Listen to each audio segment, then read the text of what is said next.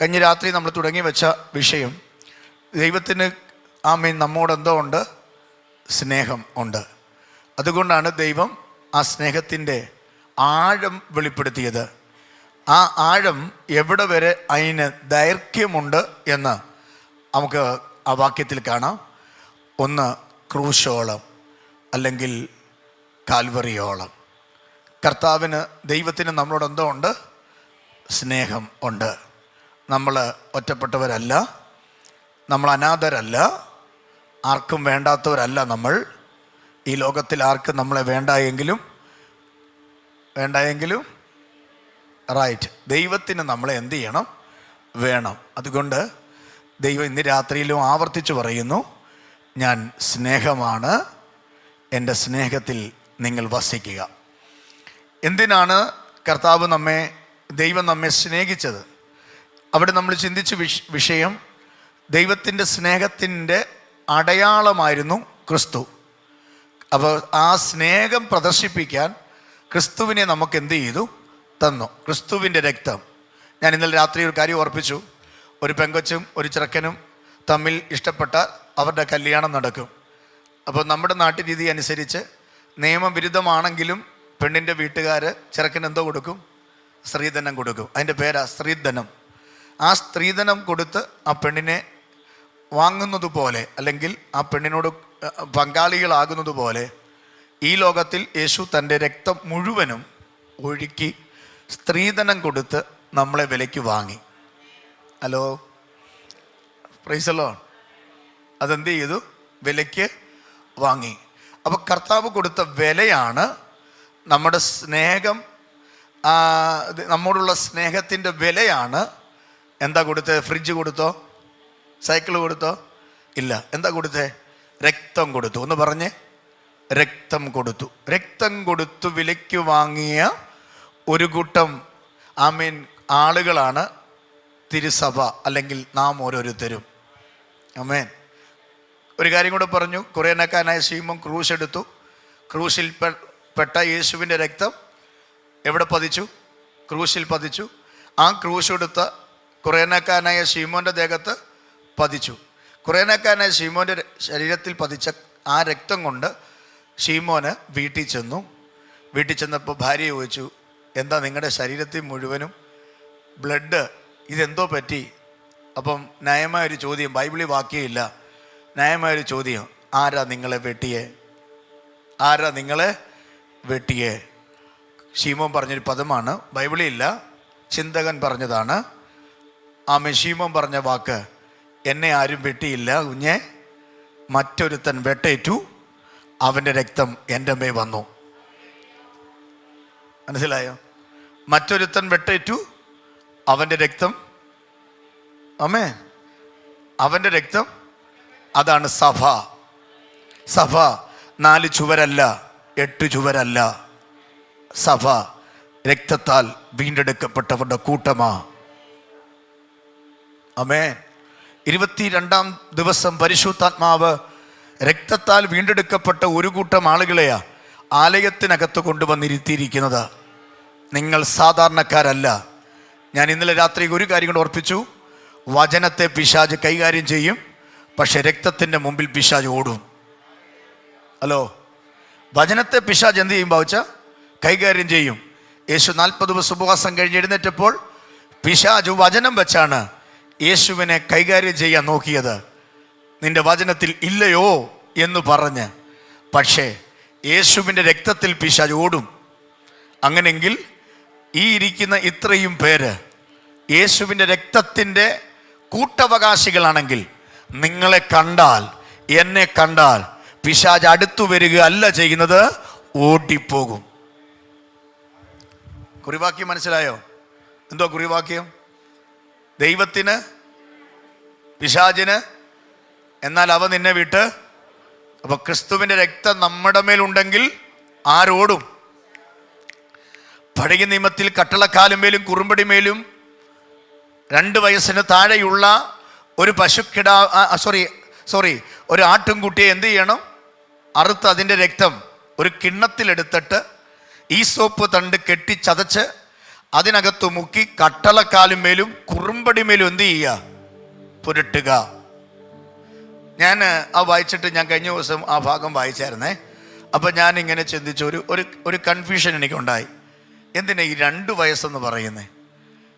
2 വയസ്സ് നിഷ്കളങ്കതയുടെ പ്രായമാണ്, മനസ്സിലായോ?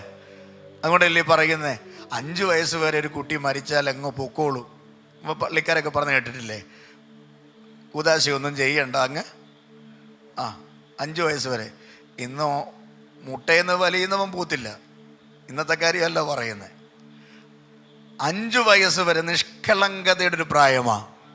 തെറ്റെന്തെന്നറിയാത്ത, തെറ്റ് തെറ്റാണെന്നറിയാത്തൊരു പ്രായമാണ്. അപ്പോൾ ദൈവം അത് മുഖവില എടുക്കില്ല. പക്ഷെ ഇവിടെ നോക്കൂ, 2 വയസ്സിന് താഴെ നമ്മുടെ കർത്താവിനെ കാണിക്കുന്നു. അവൻ നിഷ്കളങ്കനാ, ഊനമില്ലാത്തവനാ, പാപമില്ലാത്തവനാ. 2 വയസ്സുള്ള കുഞ്ഞിന് പാപമുണ്ടോ? പാപമുണ്ടെങ്കിൽ അത് സ്വർഗത്തിൽ വരവ് ചെയ്യുമോ? കാരണം അറിവിൻ്റെ സമയം അല്ലല്ലോ. ഇപ്പം നമ്മുടെ ഇടയിൽ ഒരു കുഞ്ഞുണ്ടെങ്കിൽ ഓടി വന്നിട്ട് മുട്ട വലിയുന്ന കുഞ്ഞാൻ ചിന്തിക്കുക, വലിഞ്ഞ് ഇവിടെ വന്നിട്ട് ഈ ടേബിളിൽ കിടക്കുന്ന ഈ തുണി വലിച്ച് താഴെ ഇടും, ഇല്ലേ? അപ്പം ഞാൻ കണ്ണ് കാണിക്കും, ചെയ്യരുത്. അമ്മ എടുത്തുകൊണ്ട് പോകും. ചില അമ്മമാരെ ചെയ്യത്തുള്ളൂ കേട്ടോ, ചില അമ്മമാരെ എടുത്തുകൊണ്ട് പോകത്തില്ല. അവിടെ നിന്ന് കണ്ടുകൊണ്ടിരിക്കും. ഈ പുള്ളിക്കെട്ടൊരു പണി കൊടുക്കാൻ ഞാൻ നോക്കിയിരിക്കുക, എനിക്കോ പറ്റുന്നില്ല. എന്നാൽ പിന്നെ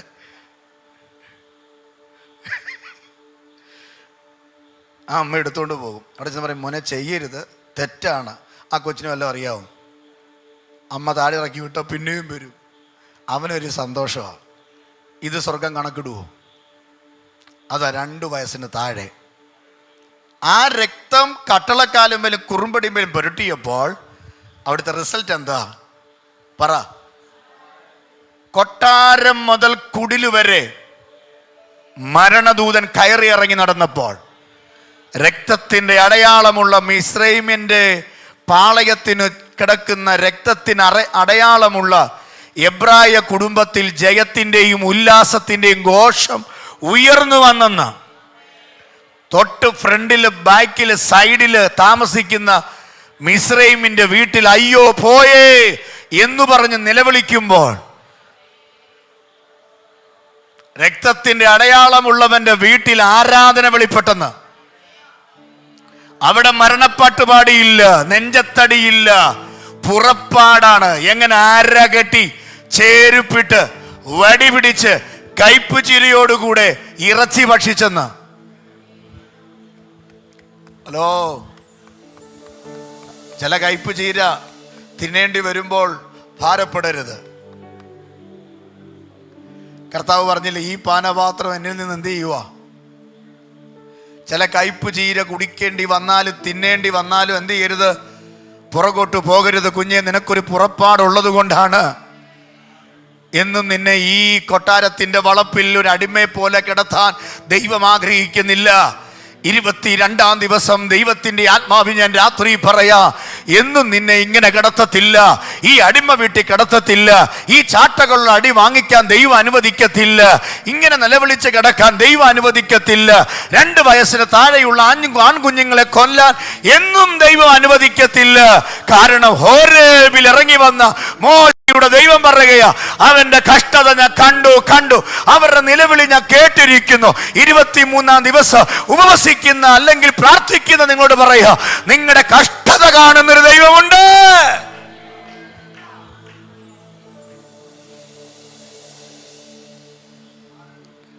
ആമേൻ. ഇത് പറയുമ്പോ കേൾക്കുമ്പോ ഒരു ആവേശം വേണം കേട്ടോ, വിടുതൽ നടക്കും. രക്തത്തിന്റെ അടയാളം ഉണ്ടെങ്കിൽ ആര് വരത്തില്ല? സംഹാരകൻ വരത്തില്ല. അത് മോശ പറഞ്ഞതാ.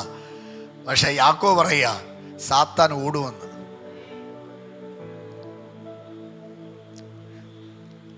പോയിന്റെല്ലാം ഒന്നാ. നിങ്ങളൊന്ന് ആലോചിച്ചു നോക്കി.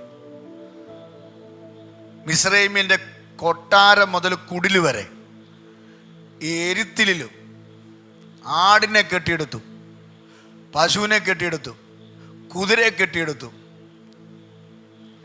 എല്ലാം ചത്തു വീഴുക. ആദ്യ കടിഞ്ഞൂലായി ആരൊക്കെ ഉണ്ടോ അവരെല്ലാം എന്ത് ചെയ്യും? അപ്പൊ ഇളയത്തങ്ങളെല്ലാം കിടന്ന് കരയുക, മൂത്തതെല്ലാം പോയി. മനസ്സിലായോ? മൂത്തതെല്ലാം, പശുവാണേലും മൂത്തത് പോയി, കുതിരയാണേലും മൂത്തത് പോയി, മനുഷ്യനാണെങ്കിലും മൂത്തത് പോയി. ചിലത് മൂത്ത് വരുമ്പോൾ പ്രാർത്ഥിച്ചോണം, മൂത്തതൊക്കെ പോയി. 40 എല്ലാം ദൂത. എന്നാൽ നിന്റെ വീട്ടിൽ രക്തത്തിൻ്റെ കറയുണ്ടെങ്കിൽ പറ, രക്തത്തിൻ്റെ കറയുണ്ടെങ്കിൽ നിന്റെ വീട്ടിൽ ആര് കയറത്തില്ല? ഇതൊക്കെയാണ് ഈ ഉപവാസ പ്രാർത്ഥന കിട്ടുന്നേ. പിന്നെ ഈ സൗഖ്യവും വിടുതലും ഒക്കെ അത് ഇങ്ങനെ നടക്കും. കിട്ടുമ്പോൾ നമ്മളത് സാക്ഷ്യം പറയും. പക്ഷെ നമ്മുടെ ലക്ഷ്യം ഇന്ന് രാവിലെ പറഞ്ഞൊക്കെ അല്പമേ ശക്തി ഉള്ളെങ്കിലും വചനം നമ്മൾ എന്ത് ചെയ്യുക? വചനം പറയുകയാണ് രക്തത്തിൻ്റെ അടയാളം. നിങ്ങളൊരു കിണ്ണം ബ്രെഡ് എടുത്തിട്ട് നിങ്ങളുടെ കട്ടളക്കാലയിലും കുറുമ്പടിയിലും ഒന്ന് പുരട്ടിക്കേ. 2 മിനിറ്റ് കഴിയുമ്പോൾ അത് കാണാൻ പറ്റുമോ? അത് ഉണങ്ങിപ്പോവും. പക്ഷേ പിശാച് കാണും. അന്ന് തേച്ചത് ആര് കണ്ടു? അപ്പം മാർക്ക് ചെയ്ത് ഇട്ടു, പിശാചിന് കയറാൻ പറ്റാതെ. ഇന്ന് രാത്രി ഞാൻ 22-ാം ദിവസം പറയാം, നിങ്ങളെ ദൈവം മാർക്ക് ചെയ്ത് വച്ചേക്കുക. കുശുമ്പില്ലെങ്കിൽ ഒരു സ്വതന്ത്രം പറഞ്ഞേ, അസൂയ ഇല്ലെങ്കിൽ ഒരു ഹല്ലേലൂയ പറഞ്ഞേ. ദൈവം നിങ്ങൾ എന്താ ചെയ്തിരിക്കുക? ഉറപ്പുണ്ടോ? ദൈവം നിങ്ങൾ എന്താ ചെയ്തിരിക്കുക? മാർക്കിട്ടിരിക്കുക. മാർക്ക് വീണവർ രക്ഷപ്പെടും, അല്ലാത്തവരുടെ വീട്ടിൽ സംഹാരകം കയറിയിറങ്ങും. പിന്നെ ഇന്ന് രാവിലെ പറഞ്ഞതുപോലെ ആ ഫാൻ കറങ്ങുന്നതുകൊണ്ട് ഈ ഫാനെ സംഹാരം പിടിക്കാതെ.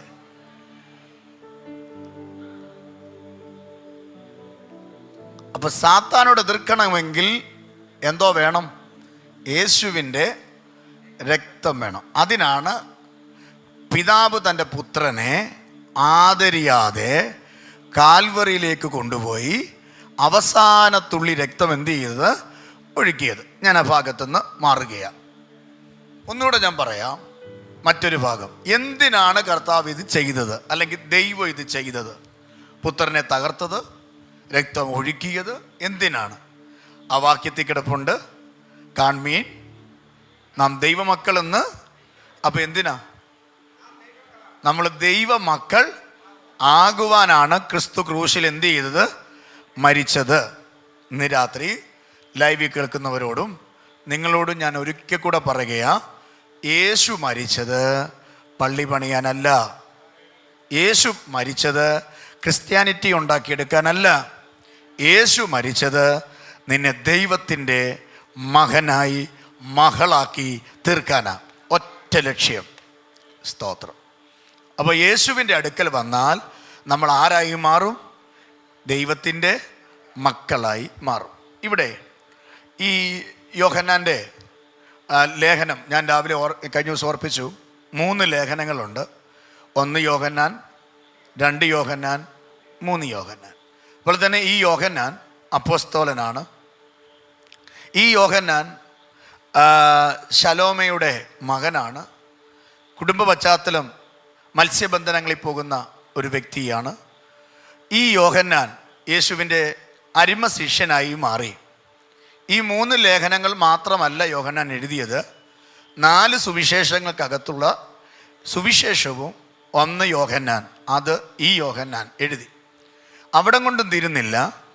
ഈ യോഹന്നാനാണ് വെളിപ്പാട് പുസ്തകം എഴുതിയത്.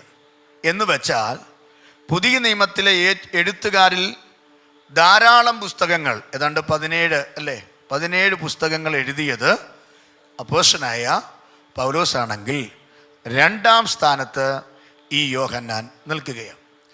ഈ യോഹന്നാൻ എന്തിനാണ് ഇത് എഴുതിയത്? ഇന്ന് രാത്രി അത് നിങ്ങളെ പഠിപ്പിക്കാൻ ആഗ്രഹിക്കുകയാണ്. എന്തിനാണ് ഇത് എഴുതിയത്? യോഹന്നാൻ്റെ ലേഖനത്തിൽ യോഹന്നാൻ എന്തിനാണ് ലേഖനം എഴുതിയത് എന്ന് യോഹന്നാൻ തന്നെ നമ്മളെ വെളിപ്പെടുത്തുന്നുണ്ട്. എന്നാൽ വചന പഠിക്കാൻ ആഗ്രഹിക്കുന്ന പ്രിയപ്പെട്ടോട് പറയാം, യോഹന്നാൻ എഴുതിയ ലേഖനം മാത്രമല്ല, ഈ 66 പുസ്തകങ്ങൾ എന്തിനാ എഴുതിയതെന്നും, സപ്പോസ് ഈ ലേഖനങ്ങൾ മുഴുവനും എന്തിനാണ് എഴുതിയതെന്നും ഈ വാക്യങ്ങളിൽ തന്നെ കിടപ്പുണ്ട്. ചില വാക്യങ്ങൾ ഞാൻ ഇന്ന് രാത്രി നിങ്ങളെ ഒന്ന് കാണിക്കാം. അധികം പോണ്ട, യോഹന്നാൻ ലേഖനത്തിൽ തന്നെ കിടപ്പുണ്ട്. ഒന്ന് യോഹന്നാനിൽ അധികം പരതണ്ട, അവിടെ തന്നെ കിടപ്പുണ്ട് എന്തിനാണ് ഈ പ്രമാണം നമുക്ക് തന്നത്. അപ്പം നിങ്ങൾ ഈ കാര്യം മനസ്സിലാക്കണം. ഇന്നലെ നമ്മൾ ചിന്തിച്ചത് ക്രിസ്തുവിനെ എന്തിനാണ് നമുക്ക് തന്നെന്നാ. എന്തിനാണ് ക്രിസ്തുവിനെ തന്നെ? എൻ്റെ കൂടെ ഉണ്ടോ നിങ്ങൾ? ക്രിസ്തുവിനെ തന്നത് എന്തിനാണ്? നമ്മൾ ദൈവമക്കൾ. നിങ്ങൾക്ക് സന്തോഷമുണ്ടോ? ഉണ്ടോ? ആമേൻ. നമ്മൾ ദൈവമക്കളാകാനാണ് ക്രിസ്തുവിനെ എന്ത് ചെയ്തത്? സഹനങ്ങളെ കൂടെ കടത്തി വിട്ട് നമുക്ക് തന്നത്. അങ്ങനെയാണെങ്കിൽ ക്രിസ്തുവിനെ മാത്രമല്ല നമുക്ക് തന്നത്, നമുക്ക് ഒരു പുസ്തകം കൂടെ തന്നിട്ടുണ്ട്.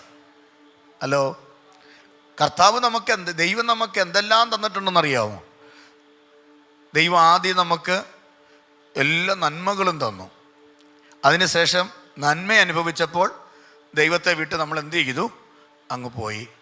ഈ ദൈവത്തെ വിട്ടുപോയ നമ്മെ ആ നന്മയിലേക്ക് മടക്കി വരുത്താൻ, ആ തേജസ്സിലേക്ക് മടക്കി വരുത്താൻ രണ്ടാമത് ചെയ്തത് ക്രിസ്തുവിനെ നമുക്ക് തന്നു. മനസ്സിലായോ? ക്രിസ്തുവിനെ തന്ന് ക്രിസ്തു 3.5 വർഷം ശുശ്രൂഷ ചെയ്ത് 30 വർഷം മാതാപിതാക്കൾ കീഴ്പ്പെട്ടിരുന്ന് 33.5 കവർ ചെയ്തിട്ട് കയറിപ്പോയപ്പോൾ ദൈവം അടുത്ത് തന്നത് പരിശുദ്ധാത്മാവിനെ തന്നു. സ്തോത്രം. ഈ പരിശുദ്ധാത്മാവിനെ തന്നപ്പോൾ പരിശുദ്ധാത്മാവിനെ മാത്രമല്ല കിട്ടിയത്.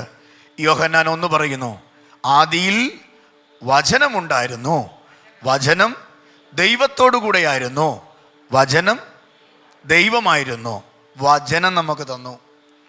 അപ്പോൾ നമുക്ക് എന്തെല്ലാം തന്നു? ഭൗതിക നന്മകളെല്ലാം തന്നു. അതിനുശേഷം ദൈവം നമുക്ക് അകന്നുപോയ നമ്മെ ഒന്ന് വീണ്ടെടുക്കാൻ വേണ്ടി ക്രിസ്തുവിനെ നമുക്ക് തന്നു. ക്രിസ്തുവിൻ്റെ ആത്മാവിനെ നമുക്ക് തന്നു. ക്രിസ്തുവിൻ്റെ വാക്കുകൾ, ശബ്ദം നമുക്ക് തന്നു.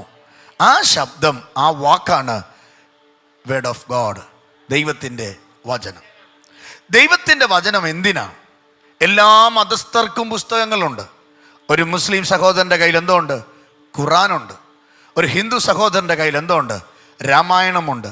എന്നാൽ പിന്നെ ക്രിസ്ത്യാനിക്ക് ഇരിക്കട്ടെ ഒന്നൊന്നും പറഞ്ഞ് കിട്ടിയതാണോ? അല്ല.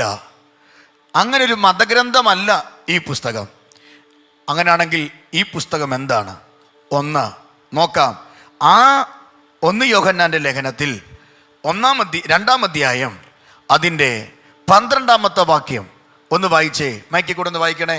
12-ാമത്തെ വാക്യം. കുഞ്ഞുങ്ങളെ, നിങ്ങൾക്ക് അവൻ്റെ നാമനിമിത്തം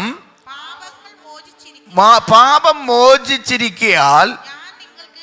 അപ്പോൾ ഈ പുസ്തകം ദൈവം നമുക്ക് തന്നത് നമ്മുടെ പാപത്തിന് മോചനം കിട്ടാനാണ്. മനസ്സിലായോ? ഈ പുസ്തകം തന്നെ എന്തിനാ? പലർക്കും ഈ പുസ്തകം അറിയത്തില്ല, എന്തിനാണെന്നുള്ള കാര്യം അറിയത്തില്ല. ഈ പുസ്തകം എന്തിനാ തന്നേ? ചില ആളുകളുടെ ചിന്തയെന്ന് പറഞ്ഞാൽ രാത്രി കിടന്നുറങ്ങുമ്പോൾ ആനയും പട്ടിയും പൂച്ചയും കാണും. അപ്പോൾ എന്ത് ചെയ്യുന്നറിയാമോ? ഞെട്ടി ഉണരും. അന്നേരം കെട്ടിപ്പിടിച്ച് കിടക്കാനാണ് ഈ പുസ്തകം. ചില ആളുകൾ ചിന്തിച്ചിരിക്കുന്ന ഈ പുസ്തകം 3 മാസമുള്ള കൊച്ചിന് വയറുവേദന വരുമ്പോൾ വയറ്റത്ത് വെക്കാനാണ് ഈ പുസ്തകം. ചില ആളുകളെ കണ്ടിട്ടില്ലേ, പ്രസവിച്ച് കിടക്കുന്ന സഹോദരിമാർ തലണ കീഴിൽ കൊണ്ടുവച്ചേക്കുന്നത്. ഇനി പ്രസവിച്ച് കിടക്കുന്നവർ മാത്രമല്ല, ചില അപ്പച്ചന്മാരും അമ്മച്ചിമാരും തലണ കീഴിൽ കൊണ്ടുവച്ചേക്കുന്നത് നമ്മളോർക്കും വായിക്കാനാണെന്ന്. പേടി കിട്ടാതിരിക്കാനാണ്. പുസ്തകം പേടി കിട്ടാതിരിക്കാനല്ല, തലണക്കീഴി വെക്കാനല്ല, മെഴുകുതിരി സ്റ്റാൻഡിൽ വെക്കാനല്ല. ഈ പുസ്തകം നമ്മെ ജീവിപ്പിക്കാനാ, നമ്മളെ ധൈര്യപ്പെടുത്താനാ. പണ്ടൊരു അമ്മച്ചി, ആമേൻ, അമ്മച്ചിയുടെ വീട്ടിൽ അമ്മച്ചി തന്നെയേ ഉള്ളൂ. അച്ഛൻ എല്ലാ മാസവും ആ വീട്ടിൽ ചെല്ലും. വീട്ടിൽ ചെല്ലുമ്പോൾ അമ്മച്ചിയോട് ഇങ്ങനെ കുശലപ്രശ്നമൊക്കെ നടത്തും. ഒരു ദിവസം അമ്മച്ചിയോട് അച്ഛൻ പറഞ്ഞു, ത്രേസ്യാമ്മേ, ചേട്ടത്തി, എന്തോ ബൈബിള് വായിക്കാറുണ്ടോ? എൻ്റെ പൊന്നച്ഛ, ഇന്ന് രാവിലെ ഞാൻ എന്ത് ചെയ്തു? ബൈബിള് വായിച്ചു. അങ്ങനെയാണ്. എന്തുവാ ഇന്ന് വായിച്ചേ? അതച്ഛ ആ ഇങ്ങനെ പറഞ്ഞു. അന്നേരം അച്ഛൻ പറഞ്ഞു, കാര്യം ചെയ്യും അമ്മച്ചി, അധികം തപ്പണ്ട, ആ പുസ്തകം കൊണ്ടുവരാൻ പറഞ്ഞു. അമ്മച്ചി ഓടി ചെന്നിട്ട് സ്റ്റാൻഡിൽ പോയി മെഴുകുതിരി കത്തിച്ച് വെക്കുന്ന സ്റ്റാൻഡിൽ പോയി പുസ്തകമൊക്കെ പൊടി തട്ടി അച്ഛൻ്റെ കൊണ്ട് എന്ത് ചെയ്തു, കൊടുത്തു. അച്ഛൻ അതിൻ്റെ സിബൊക്കെ തുറന്ന് ബൈബിളിൽ കൊണ്ട് വിടർത്തിയപ്പോൾ അതിനകത്ത് റേഷൻ കാർഡ് ഇരിക്കുന്നു. ഈ റേഷൻ കാർഡ് എടുത്ത് അമ്മച്ചി എൻ്റെ കയ്യിൽ എന്ത് ചെയ്തു, കൊടുത്തു. കൊടുത്തപ്പോൾ അമ്മച്ചി പറഞ്ഞതാ, എൻ്റെ പൊന്നച്ഛ, ദൈവം അച്ഛനെ ഇവിടെ അയച്ചതെന്ന്. എന്താ കാര്യം? കഴിഞ്ഞ 1 വർഷമായിട്ട് ഞാൻ തപ്പിക്കിടന്നൊരു സാധനമാണ്. ഇതെവിടെ ഇരിക്കുകയായിരുന്നു? നമ്മളിൽ പലരും ബൈബിൾ ഉപയോഗിക്കുന്ന എന്തിനറിയാമോ? റേഷൻ കാർഡ് വെക്കാൻ, പൈസ വെക്കാൻ, ആധാർ കാർഡ് സൂക്ഷിക്കാൻ. ഇതിനാണ് എന്ത് ചെയ്യുന്നത്? ബൈബിള്. സ്തോത്രം പറഞ്ഞേ. ഞാൻ ശുശ്രൂഷിക്കുന്ന ഒരു സഭയിൽ ഈ ബൈബിൾ മറന്നു വെച്ച് പോകുന്ന ആൾക്കാരുണ്ടല്ലോ. മറന്നു വെക്ക് അല്ലാതെ ഈ കഴിഞ്ഞ ദിവസം ആരോടെ പ്രസംഗിച്ചു, അവിടെ ഇരിക്കട്ടെ, ഈ ചുമ്മിക്കൊണ്ട് നടക്കാൻ വയ്യാത്തതുകൊണ്ട് രാവിലെയും വരണമല്ലോ എന്നും പറഞ്ഞ് വൈകിട്ട് എന്ത് ചെയ്യും, വൈകിട്ടും വരണമല്ലോ എന്നും പറഞ്ഞ് രാവിലെ വെച്ചിട്ട് പോകും. അപ്പം ഞാൻ ഒരു ദിവസം ഞാൻ ശുശ്രൂഷിക്കുന്ന ഒരു സഭയിൽ ഞാൻ ഇരുന്ന് പ്രാർത്ഥിച്ച് കഴിഞ്ഞിട്ട് നോക്കിയപ്പോൾ ഒരു ബൈബിൾ ഇരിക്കുന്നു. ഞാനിത് തുറന്ന് നോക്കിയപ്പോൾ പണ്ടത്തെ ഈ ഇല്ലൻ്റെ കവറുണ്ടല്ലോ, ഇല്ലൻ്റെ അറിയത്തില്ലേ, ഒരു പച്ച കവറ്, ഒരു പേപ്പർ പോസ്റ്റ് ഓഫീസിൽ നിന്ന് കിട്ടുന്നത്. ഞാൻ നോക്കിയപ്പോൾ പഴയൊരു കത്ത്. ആ കത്ത് ഞാൻ പറയത്തില്ല, പഴയൊരു കത്ത്. അപ്പം എൻ്റെ ഒരു സ്നേഹിതൻ്റെ ബൈബിളാണ്. അപ്പം ഞാൻ പിന്നെ വന്നപ്പോൾ ചോദിച്ചു, എന്തിനാണ് ഇതൊക്കെ എടുത്ത് വെച്ചേക്കുന്ന ബൈബിള്? എൻ്റെ പാസ്റ്റർ, എനിക്ക് ആദ്യം കിട്ടിയ കത്താണ്. എനിക്ക് ആദ്യം കിട്ടിയ കത്താണ്. അപ്പോൾ അത് സൂക്ഷിച്ചു വെക്കാൻ എവിടെയാ? അവൻ രസകരമായ ഒരു കാര്യം അവൻ പറഞ്ഞെന്തറിയോ? ഞാൻ പറഞ്ഞു, അതെന്തിനാ ബൈബിൾ വെച്ചേക്കുന്നത്? വേറെ എവിടെയെങ്കിലും വെച്ചാൽ വീട്ടുകാർ തപ്പുന്നേ. വേറെ എവിടെയെങ്കിലും വെച്ചാൽ വീട്ടുകാരെന്ത് ചെയ്യും? അപ്പോൾ വീട്ടുകാർ ബൈബിളിൽ വെച്ചാൽ എന്ത് ചെയ്യത്തില്ല. ഇന്ന് പോലും നിങ്ങൾ തുടങ്ങുമെന്ന് തോന്നുന്നു. അപ്പോൾ നോക്കിക്കേ, അപ്പോൾ വീട്ടുകാർ തപ്പാത്ത ഒരു സ്ഥലം ഉണ്ടെങ്കിൽ ഏതാ? ബൈബിളിനകത്ത്. അപ്പം സൂക്ഷിച്ചു വെക്കാനാണ് ചിലരെന്ത് ചെയ്യുന്നത്, അതിനാ കുമ്പനാട് എന്ന് ചോദിച്ച് വാങ്ങിക്കുന്നത്. സിബുള്ള ബൈബിളുണ്ടോ? മനസ്സിലായോ? സിബുള്ള ബൈബിൾ. നമ്മളോർത്ത് ചെളിയാകാതിരിക്കാനല്ല. ആദ്യം ട്രെയിനിൽ പോയപ്പോൾ കിട്ടിയ ടിക്കറ്റും ഫ്ലൈറ്റിൽ പോയ ടിക്കറ്റും സൂക്ഷിച്ചു വെക്കാനാ. പ്രിയരെ, ബൈബിൾ അതിനല്ല. ബൈബിൾ ചുമ്മണം. ബൈബിൾ എന്ത് ചെയ്യണം? പണ്ട് ആശാരി ഉദ്ദേശി അമേരിക്കയിൽ കെന്നഡി എയർപോർട്ടിൽ ചെന്നിറങ്ങിയപ്പോൾ തന്നെ പിക്ക് ചെയ്യാനായിട്ട് ഒരു മാന്യ സഹോദരൻ അവിടെ വന്ന് ആ അറൈവലിൻ്റെ അവിടെ നിൽക്കുകയാണ്. തന്നേക്ക് കോട്ടുണ്ട്, ടൈ ഉണ്ട്, അല്ലേ BMW കാറുണ്ട്, എല്ലാം ഉണ്ട്. ഭയങ്കര ഗെറ്റപ്പായിട്ട് നിൽക്കുക. നോക്കിയപ്പോൾ ആശാരി ഉദ്ദേശി ക്ലിയറൻസ് എല്ലാം കഴിഞ്ഞ് ഒരു ട്രോളി ബാഗും വലിച്ച് തലയിലൊരു ബൈബിളും പിടിച്ച് ഒരു ഭോഷനെ പോലെ എന്ത് ചെയ്യുന്നു. അപ്പോൾ ഈ മനുഷ്യൻ അറിയാതെ ടൈ ആദ്യം ഊരി കോട്ടൂരി കയ്യിലിട്ട്, ഈ പുള്ളിയെ പിടിക്കാൻ കോട്ടും വേണ്ട ടൈയും വേണ്ട എന്ന് മനസ്സിലായി. അപ്പോൾ ഈ മനുഷ്യൻ ചോദിച്ചു, എന്തിനാണ് നിങ്ങൾ ഇങ്ങനെ ഈ എയർപോർട്ടിൽ വന്നിട്ട് തലയെ ബൈബിളും ചുമ്മിക്കൊണ്ട് നടക്കുകയെന്ന് ചോദിച്ചപ്പോൾ ആ മനുഷ്യൻ പറഞ്ഞത് നിങ്ങൾ വായിച്ചിട്ടുണ്ട്. ആ മനുഷ്യൻ പറഞ്ഞത് ഇങ്ങനെയാ, എടാ കുഞ്ഞേ, നാട്ടിലെ തടിപ്പുറത്തിരുന്ന് ഉളിയും കൊട്ടോടിയും വെച്ച് നിരങ്ങിയ എന്നെ ഈ എയർപോർട്ടിൽ കൊണ്ടുവന്നത് ഈ പുസ്തകമാണ്. ഇന്ന് രാവിലെ ആത്മാവി ഞാൻ പറയാം, ഈ പുസ്തകം എടുത്തതല്ലേ നമ്മളെ മാന്യന്മാരാക്കിയത്? ഈ പുസ്തകം വീട്ടിൽ വന്നതല്ലേ നമ്മൾ അനുഗ്രഹിക്കപ്പെട്ടത്? ദാവീദിന്റെ കാലത്ത് പെട്ടകം പിടിക്കപ്പെട്ടു. അവൻ കൊണ്ടുപോയി ദാഗോന്റെ ക്ഷേത്രത്തിൽ വെച്ചു. 2 ദിവസം കഴിഞ്ഞപ്പോൾ ക്ഷേത്രത്തിലെ പൂജാരിക്ക് പരവേശമായി. കാരണം എന്തെന്നറിയാമോ? രാവിലെ എഴുന്നേറ്റപ്പോൾ ദേവന്റെ കൈ ഒടിഞ്ഞ് താഴെ കിടക്കുന്നു. അതെടുത്ത് ഫിറ്റ് ചെയ്തു. സ്ക്രൂ ചെയ്താൽ മതി. ഫിറ്റ് ചെയ്തു. അടുത്ത ദിവസം നോക്കിയപ്പോൾ നടു ഒടിഞ്ഞെന്ത് ചെയ്യുന്നു, താഴെ കിടക്കുന്നു. അപ്പോൾ ഇവർക്ക് മനസ്സിലായി എന്തോ പ്രശ്നം ഉണ്ട്. അപ്പോൾ എന്ത് ചെയ്തു?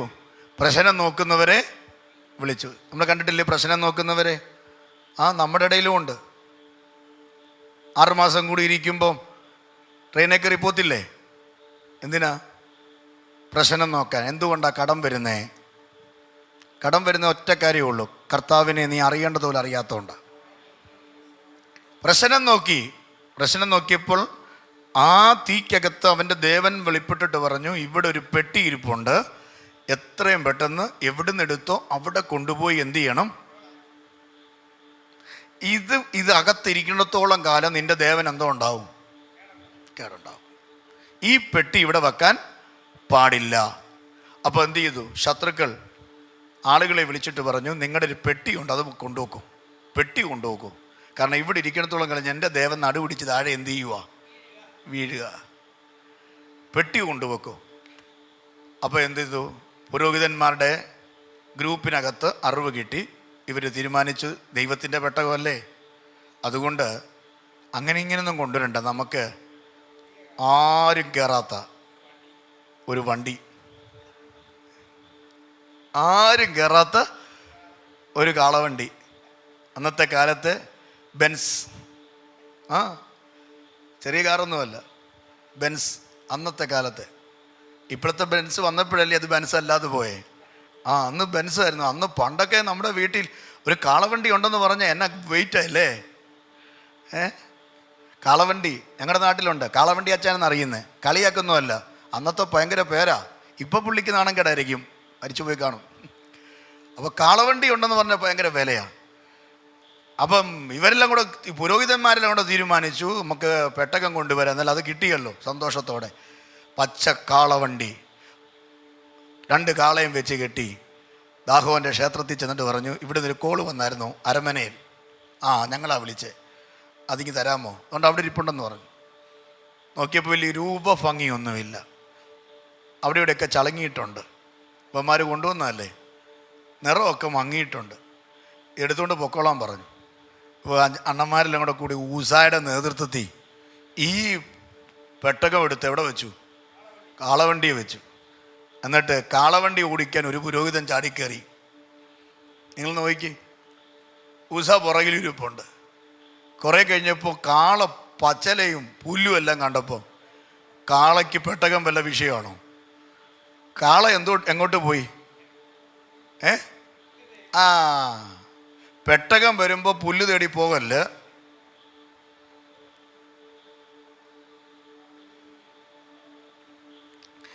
പെട്ടകം എപ്പോഴും വരത്തില്ല. പെട്ടകം വരുമ്പം പുല്ല് തേടി എന്ത് ചെയ്യരുത്? പോകരുത്. അത് നാശത്തിനാ. കാള വിരണ്ടു, വണ്ടി ഒലഞ്ഞു, പെട്ടകം കുലുങ്ങി. പെട്ടകം താഴെ പോകുന്നെന്ന് കണ്ടു, ഊസ കയറി പിടിച്ചു. യഹോവയുടെ പെട്ടകത്തെ കയറി പിടിച്ച ഊസ എന്ത് ചെയ്തു? താഴെ വീണു. പെട്ടകം ഒരിടത്ത്, വണ്ടി കുഴിയിൽ, കാള കാലും കൈ ഒടിഞ്ഞ് നാക്കും നീട്ടി റോഡിൽ, പെട്ടകം വേറെ സ്ഥലത്ത്, ഉസ കൈയും വിടർത്തി റോഡിൽ. ഒരു ആക്സിഡൻറ്റ് നടന്നു. അരമനെ വിവരം പറഞ്ഞു. പെട്ടകം എടുക്കാൻ പോയ വണ്ടി ഇപ്പോൾ ഇവിടെ എന്തുവായി? അപകടത്തിലായി, ആക്സിഡൻ്റായി. അപ്പോൾ അരമനെന്ന് ചോദിച്ചു, ആർക്കെങ്കിലും എന്തെങ്കിലും പറ്റിയോ? ഉസ പോയെന്നാ കേൾക്കുന്ന, ഡിക്ലെയർ ചെയ്തിട്ടില്ല. ഉപദേശി പോയെന്നാ കേൾക്കുന്നേ. അപ്പം അരമനയെന്ന് പറഞ്ഞു, ഇപ്പോൾ അത് പറയണ്ട, സോഷ്യൽ മീഡിയ ഒക്കെ വരുന്നുണ്ട്, ഇപ്പോൾ നമുക്കത് എന്ത് ചെയ്യണ്ട, പുറത്ത് വിടണ്ട, ഒതുക്കി. പക്ഷെ അവിടെ ചെന്ന് നോക്കിയപ്പോൾ ദാരുണമായ കാഴ്ചയാണ്. പെട്ടകം ഒരിടത്ത്, ഉസ മറ്റൊരിടത്ത്, വണ്ടി വേറൊരു സ്ഥലത്ത്, കാള റോഡിൽ കിടക്കുക. പുരോഹിതന്മാർക്ക് കാര്യം മനസ്സിലായി. പെട്ടകവും ഉസയും കൂടെ ഒരുമിച്ച് കൊണ്ടുപോകാൻ പറ്റത്തില്ല. ദൂത ഇന്ന് രാത്രിയിൽ ലൈവിൽ കേൾക്കുന്നവർ കേട്ടോണം, ഈ ചർച്ചിലുള്ളവർ കേട്ടോണം. ദൈവസഭ പെട്ടകവും ഉസായെയും ഒരുമിച്ച് കൊണ്ടുപോകുന്ന മേഖല അല്ല. ഒന്നി ശവം കൊണ്ടുപോകണം, അല്ലെങ്കിൽ പെട്ടകം കൊണ്ടുപോകണം. പെട്ടകവും ശവവും ഒരുമിച്ച് ചുമന്ന സ്ഥലമല്ല ദൈവസഭ. പണക്കമുണ്ടോ?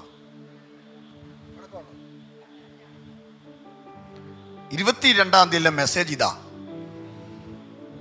അതിനെ വെളിപ്പാട് പുസ്തകം, നീ ഉഷ്ണവാനുമല്ല,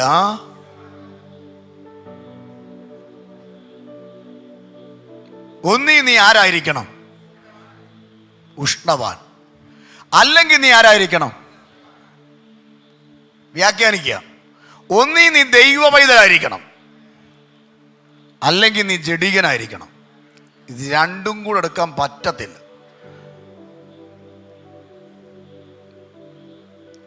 അപ്പൊ പുരോഹിതന്മാർക്ക് കാര്യം മനസ്സിലായി. പെട്ടകം കൊണ്ടുപോവാണെങ്കിൽ ആരെ കൊണ്ടുപോകല്ല? ഉസായ എന്ത് ചെയ്യരുത്? പെട്ടകം കൊണ്ടുപോകുന്ന ഒരു വ്യക്തിക്ക് ഉസായെ കൊണ്ടുപോകാൻ പറ്റത്തില്ലെന്ന്. അങ്ങനെ ഉസ പണങ്ങിയിട്ട് കാര്യമൊന്നുമില്ല, നിന്നെ കൊണ്ടുപോകാൻ പറ്റത്തില്ല. അതുകൊണ്ടാ നിന്നോട് പിണക്കം ഉണ്ടായിട്ടൊന്നുമല്ല. അരമനയിൽ നിന്ന് വന്നതേ പെട്ടകം കൊണ്ടുപോകാനാ, ഉസായെ കൊണ്ടുപോകാനല്ല. സ്തോത്രം പറ. എന്നെ ഏൽപ്പിച്ചല്ലേ എനിക്ക് പറയാൻ പറ്റുമോ? കേട്ടാ വിടുതല. ഇന്ന് രാത്രി ആമേൻ പറഞ്ഞോണം. പുരോഹിതന്മാരൊരു കൗൺസിൽ കൂടി. എവിടെ കൗൺസിൽ കൂടി? അരമനയിലല്ല, നടുറോഡിൽ. വർഷങ്ങൾക്ക് മുമ്പ് ഒരാൾ ഞങ്ങളെ വിളിച്ചിട്ട് പറഞ്ഞു, പാസ്റ്റർ ഞങ്ങളുടെ വീട്ടിൽ കഞ്ഞി വെക്കാൻ അരിയില്ല, അതുകൊണ്ട് പാസ്റ്റർ ഞങ്ങളെ ഹെൽപ്പ് ചെയ്യണമെന്ന് പറഞ്ഞു. ഞാനിവിടെ പാടുന്ന ജോമോനെയും എൻ്റെ കൂടെ ഉള്ള സോജൻ പാസ്റ്ററിനെയും ഇവിടെ വന്ന ആ ലിജുവിനെയൊക്കെ വിളിച്ചിട്ട് പറയടാ എനിക്കൊരു കോള് വന്നു. അമ്മ ചോദിച്ചു എന്നാ റെനി പാസ്റ്ററെ? എടാ എനിക്കൊരു കോള് വന്നു. എന്താടാ പറ. ഞാൻ പറഞ്ഞു ഒരു അച്ചായൻ എന്നെ വിളിച്ചു, ഒരു പാസ്റ്ററാ, പുള്ളി എന്നെ വിളിച്ചു പറഞ്ഞു അരിയൊന്നുമില്ല വീട്ടിൽ, കൊച്ചു കുഞ്ഞ് പട്ടിണിയാന്ന് പറഞ്ഞു. എടാ എനിക്കിവിടെ ഇരിക്കാൻ വയ്യാടാ. അപ്പോൾ അവർ ചോദിച്ചു എന്നാ ചെയ്യണ്ടേ? ഞാൻ പറഞ്ഞു എൻ്റെ പേഴ്സിൽ എനിക്കൊരു 5000 രൂപ ഇരിപ്പുണ്ട്, കൊണ്ട് കൊടുക്കാമെന്ന് പറഞ്ഞു. അപ്പോൾ ഇവർ കോന്നിയില്ല, ഞാൻ മല്ലപ്പള്ളിയിലാണ്. അപ്പോൾ ഞാൻ പറഞ്ഞു നിങ്ങളും വരാമോ? ഇവർ കേട്ടപ്പോൾ ഇവർക്കും ഭാരമായി കഴിഞ്ഞപ്പോൾ ഇവർ പറഞ്ഞു ഞാൻ വരാമെന്ന് പറഞ്ഞു. അപ്പോൾ ഞങ്ങൾക്ക് ഒന്ന് ഗ്രേസ് ടി വി ഈക്കോ കാറുണ്ട്. അപ്പോൾ ഈക്കോ കാർ സ്റ്റുഡിയോ ആണ്, അതിനകത്ത് മൊത്തം ലൈവിൻ്റെ സിസ്റ്റങ്ങൾ കാര്യങ്ങൾ. അപ്പോൾ ആ വണ്ടിയിൽ ഞങ്ങൾ എല്ലാം കൂടി ഇവിടെ അടുത്തൊരു സ്ഥലം കേട്ടോ, അവിടെ ചെന്നു, തിരക്കി പറക്കി അവിടെ ചെന്ന് ആ വീട്ടിൽ ചെന്നപ്പോൾ ഈ സോജൻ എന്ന് പറഞ്ഞ എൻ്റെ കൂടെയുള്ള പാസ്റ്റർ പോലീസുകാരെക്കാളും കഷ്ടമാണ്. അവൻ്റെ ഇരിപ്പും ചോദ്യമൊക്കെ കേട്ട് കഴിഞ്ഞാൽ നമ്മൾ പേടിക്കും. അപ്പം ഞങ്ങളിരുന്നിട്ട് ഇതെല്ലാം കേൾക്കുക, അയ്യോ ഒന്നും ഇല്ലല്ലോ. അപ്പം ഞങ്ങളിരുന്നിട്ട് ആദ്യം വീട് പോയി കാണാം, ആ പുള്ളിയെ പോയി കാണാം, എന്നിട്ട് നമുക്ക് ടൗണിൽ പോയി സാധനം എല്ലാം എന്ത് ചെയ്യാം, വാങ്ങിച്ചു കൊടുക്കാം, 5000 രൂപ ഉണ്ടല്ലോ എന്ന് പറഞ്ഞിട്ട് ഞങ്ങളവിടെ ചെന്ന് ആദ്യം ചെന്നപ്പോൾ 5-10 പറഞ്ഞു. അപ്പം ഞങ്ങൾ ഈ വീട് ചോദിച്ചു പോയപ്പോഴേ ആൾക്കാർ അവിടെ മുറ്റത്ത് നിന്ന് ഓരോന്നൊക്കെ പറയുന്നുണ്ട്. അപ്പം ഞങ്ങൾക്കൊന്നും പിടി കിട്ടിയില്ല. അവിടെ ചെന്നിട്ട് ഇദ്ദേഹം പറഞ്ഞു 2-3 ദിവസമായി ആഹാരമൊക്കെ കഴിച്ചിട്ട് ഒന്നുമില്ല, അങ്ങനെ എങ്ങനെ അരിയില്ല എന്നൊക്കെ പച്ചയ്ക്ക് അങ്ങോട്ട് പറഞ്ഞു. ഞങ്ങൾക്ക് വിഷമമായി. ഇങ്ങനെ ഇരുന്നപ്പോഴത്തേന് സോജൻ എടുത്തു വയ്ക്കി പറഞ്ഞു അച്ഛൻ്റെ കാലൊന്ന് മാറ്റിക്കേ. അപ്പം ഞാൻ ഇവനെന്താ ഈ പറയുന്നത് നോക്കിയപ്പോൾ എന്തറിയോ, പവിഴത്തിൻ്റെ 4 ചാക്ക് അരിയുടെ മണ്ടയ്ക്കാണ് പുള്ളി ഇരിക്കുന്നത്. പവിഴത്തിൻ്റെ 4 ചാക്ക് അരിയുടെ മണ്ടയ്ക്കായി ഉപദേശി എന്ത് ചെയ്യുന്നേ ഇരിക്കുന്നത്. കാലൊന്നും മാറ്റിക്കെന്ന് പറഞ്ഞു. അപ്പം ഞങ്ങൾക്ക് കാര്യം മനസ്സിലായി. സോജൻ പറഞ്ഞു പാസ്റ്റർ ഇറങ്ങി വാ. അപ്പോൾ അപ്പുറത്ത് തൊട്ട് എരുത്തില്ല, പശുവൊന്നുമില്ല, ഒരു എരുത്തില്ല. അപ്പോൾ ഞങ്ങൾ പറഞ്ഞു ഞങ്ങൾക്ക് ഇത് ഗ്രേസ് ടി വിയാ, അതുകൊണ്ട് ഞങ്ങൾക്ക് ഒരു കമ്മിറ്റിയൊക്കെ എന്ത് ചെയ്യണ്ട അതൊക്കെ ആലോചിക്കണം. ഞങ്ങൾ എരുത്തിനകത്ത് കമ്മിറ്റി കൂടി. എവിടെ? അത് ഞാൻ പറഞ്ഞു എരുത്തിനകത്ത് കമ്മിറ്റി കൂടി ഇത്രയേ ഉള്ളൂ, നമുക്ക് പോയേക്കാം.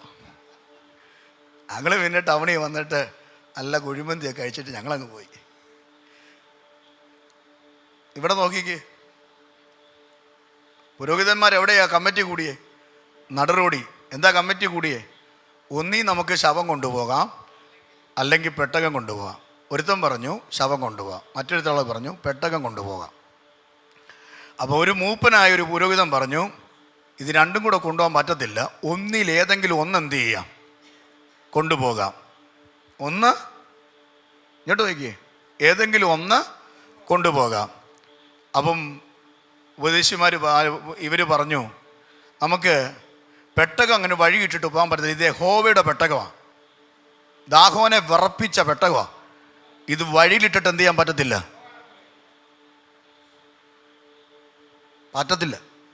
ഇത് കഷത്ത് വെച്ചേ റോഡിൻ്റെ സൈഡിൽ നിൽക്കാൻ പറ്റത്തില്ല, അടി കിട്ടും.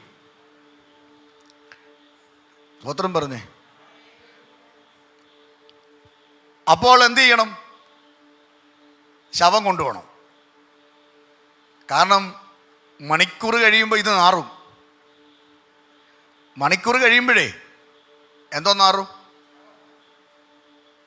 നമ്മളുമായി ഡിപ്പെൻഡ് ചെയ്തപ്പെട്ട ഒരു ശവം ഇവിടെ മണിക്കൂർ കഴിഞ്ഞിരുന്നാൽ ഇവിടെ നിന്ന് പഞ്ചായത്തിൽ നിന്ന് ആര് വരും?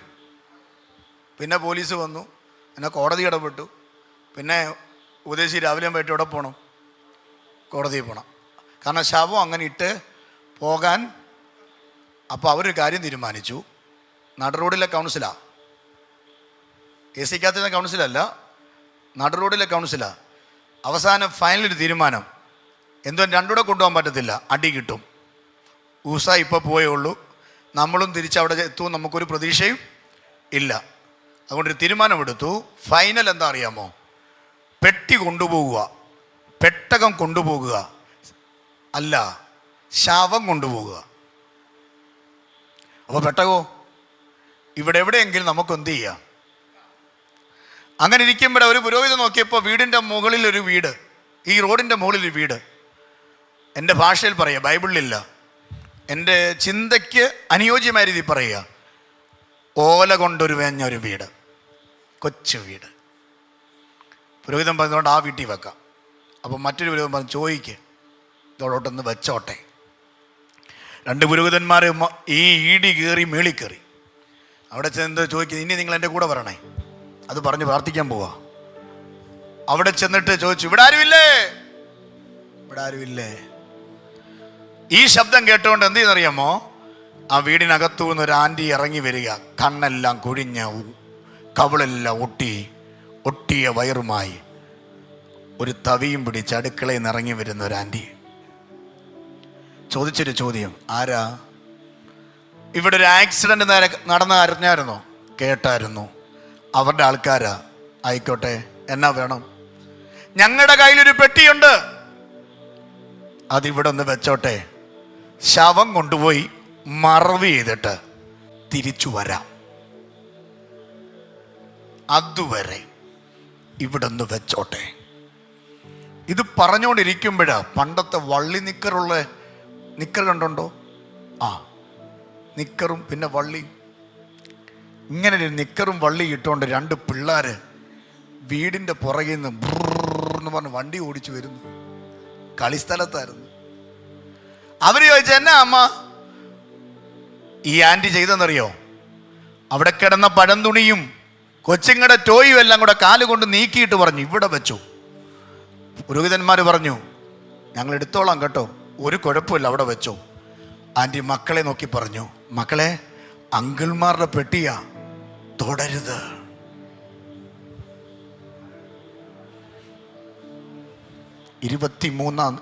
രണ്ടാം ദിവസം പെട്ടിയുടെ മഹത്വം തിരിച്ചറിയണം. മോനെ, ആൻറ്റി പറയുകയാ, ഈ പെട്ടി മക്കളെ നിങ്ങൾ എന്ത് ചെയ്യരുത്.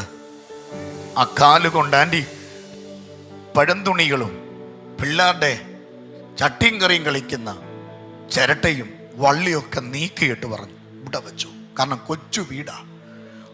ഒരു പുരോഹിതൻ ചോദിച്ചു, ബ്രദർ അവിടെ പോയി? അവള് പറഞ്ഞ പദം കണ്ടെത്തിപ്പോയി. എന്തേ? പണിയിപ്പിക്കാനല്ല, പണിയാൻ. അവർക്ക് സന്തോഷമായി. പക്ഷേ അടുത്ത ദൂത് പറയാം, അവരാ ശവവുമായിട്ട് തിരികെ പോയി. 6 മാസത്തിലധികം ആ പെട്ടകം ആ വീട്ടിലിരുന്നു. പുസ്തകം പറയുന്നു, 6 മാസം കഴിഞ്ഞപ്പോൾ, പറ ആര്?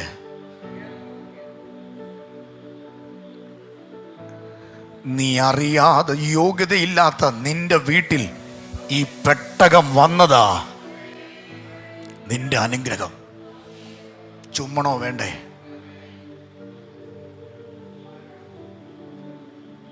സ്തോത്രം പറ. ഒരു യോഗ്യതയില്ലാതിരുന്ന വീടിനകത്ത് കഞ്ഞിക്ക് വകയില്ലാത്തൊരു സാധാരണപ്പെട്ടവന്റെ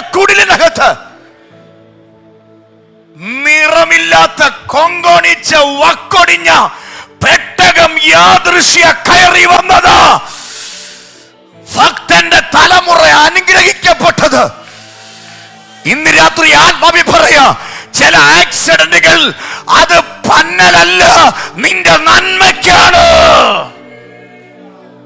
ഒരു സ്വോത്രം പറയാത്തെ? ഇതിനകത്ത് സ്വോത്രം പറഞ്ഞില്ലേ, പിന്നെ എവിടെയാ നിങ്ങൾ സ്വോത്രം പറയാ?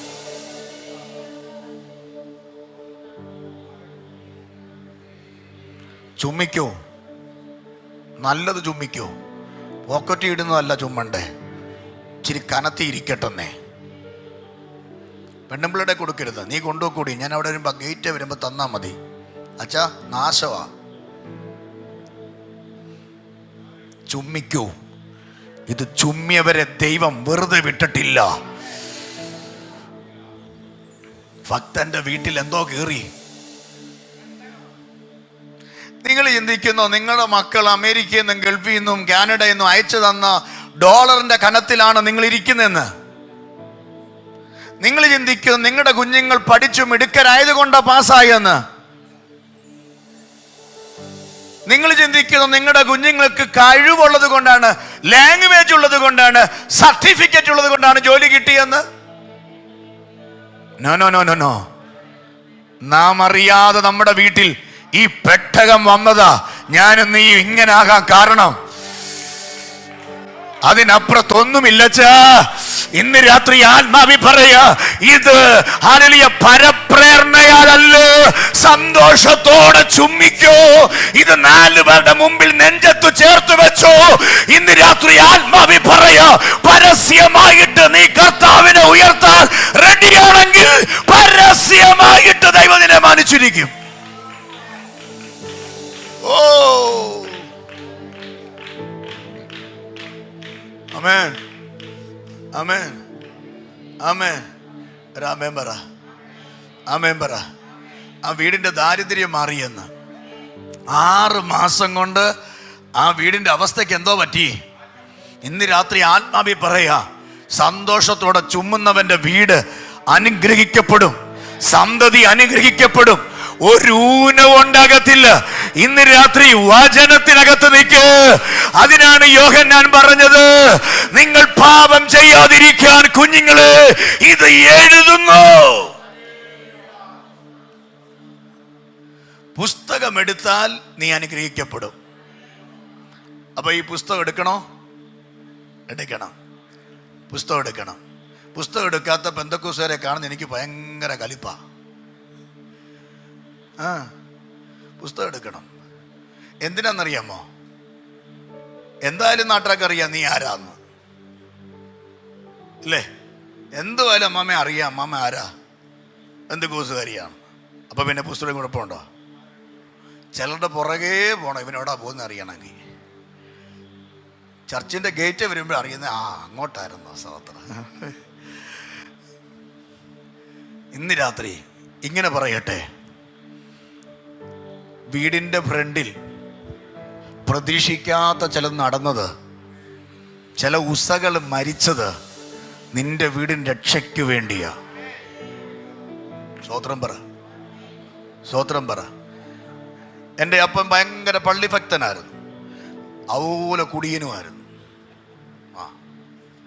പക്ഷെ രക്ഷയിലേക്ക് വന്നു കഴിഞ്ഞപ്പോൾ അമ്മയുടെ വീട്ടിൽ നിന്ന് അടിച്ചിറക്കി വിട്ടു.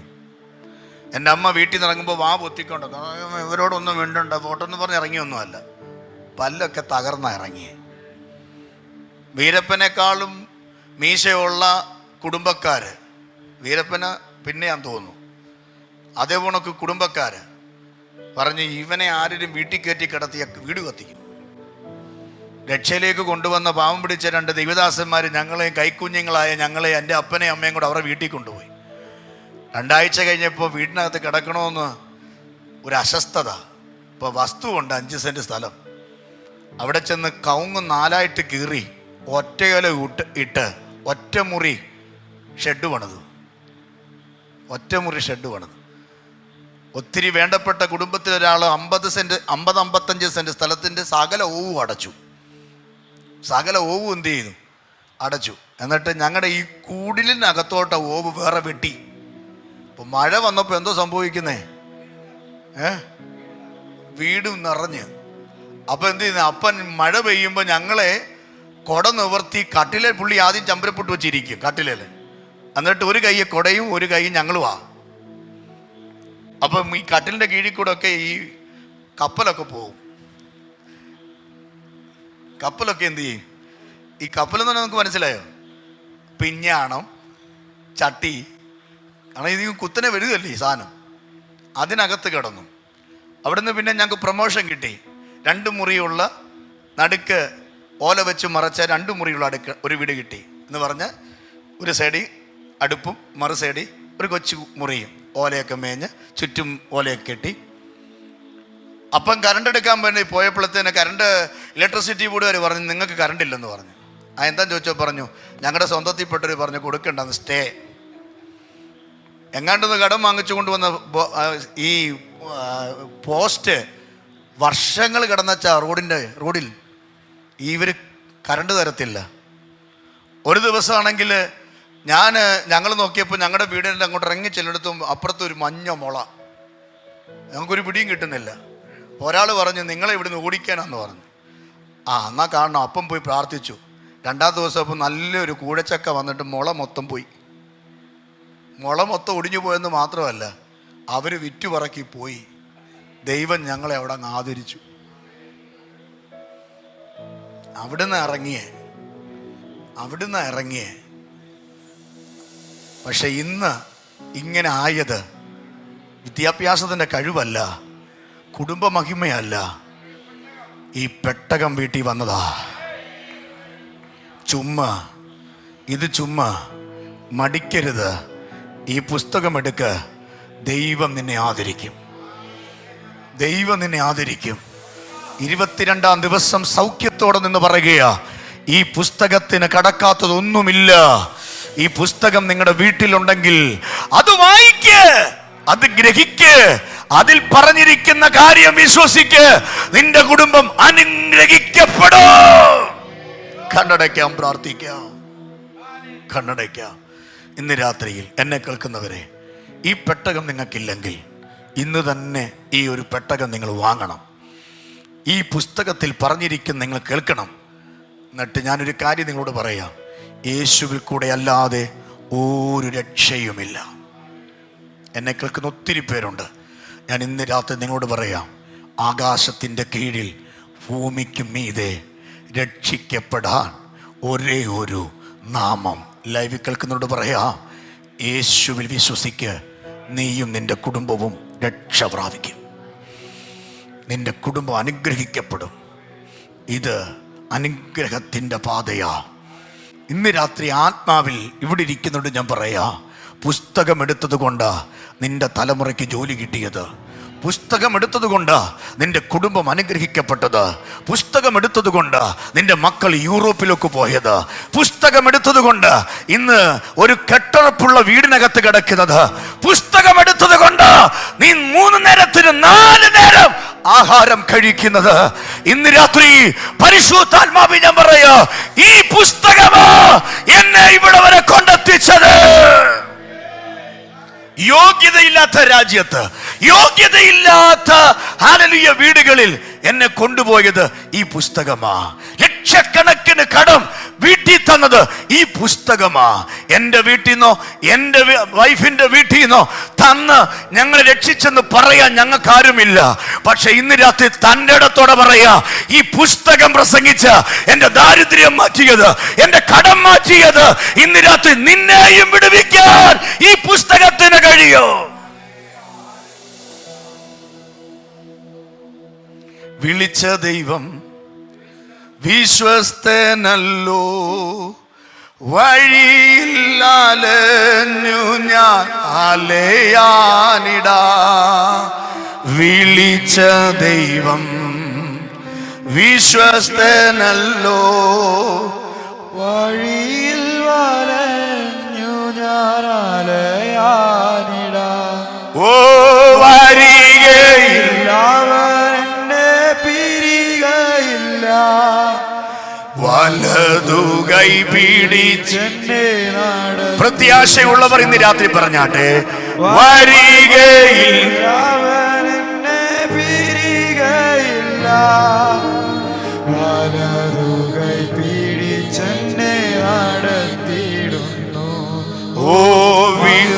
മറവിടമാ എനിക്കേശുണ്ട്, മറച്ചിടും അവൻ എന്നെ ചിറകടി. ഓ മറന്നിടാതിവിടെന്നെ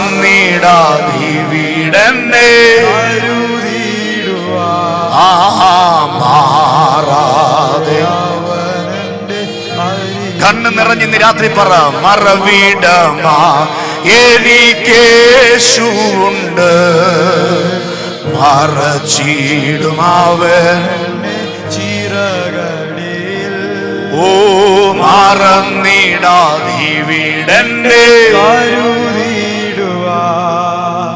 മാറാതെ അവൻ മറന്നിടാതിവിടെന്നെ കരുതിടുവാ. ഓ മാറാതെ അവൻ എൻ്റെ അരികിലുണ്ട്. ഞങ്ങളുടെ നല്ല കർത്താവേ, സ്വർഗീയ പിതാവേ,